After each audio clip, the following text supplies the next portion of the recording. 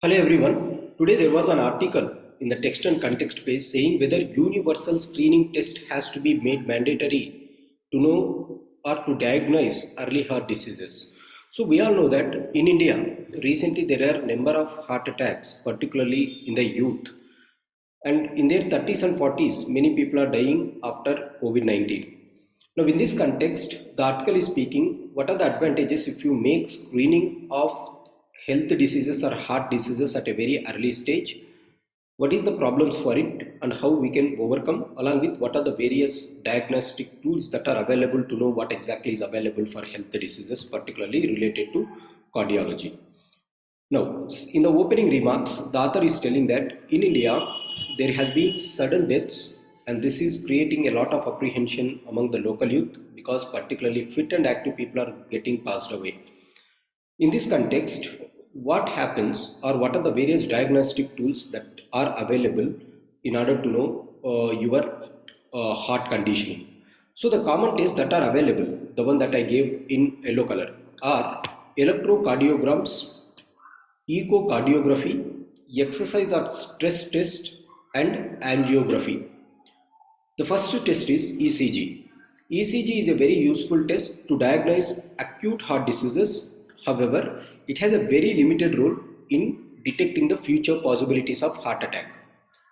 The second thing that you have is echocardiography, which tells about the pumping capacity of the heart, but it does not tell whether the vessels are blocked or not.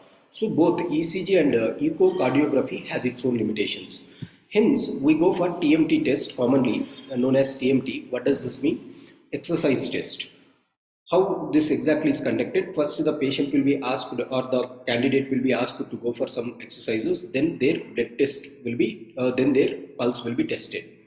Through this mechanism, they can know what exactly are the heart blockages that they are having. Now, if you look at this, heart attacks happen because of two reasons. One reason is heart caused by ischemia, that is the reduction in blood flow of the heart. Now, why there is reduction in the blood flow in the nerves? This happens because the arteries which is carrying this blood are getting blocked. Now, this blockade happens either because of blood clots or over a period of time slowly a lump will develop in the artery. These are the two reasons. If it is because of a blood clot, then suddenly there will be blockade in the artery. As a result, that will be life threatening. In the lump formation, it will give some time for us to know whether the lumps are there or not. Hence, as it is getting some time, in order to form some lumps in the arteries, it is taking some time. It is very good for us to have some initial checkups for every individual.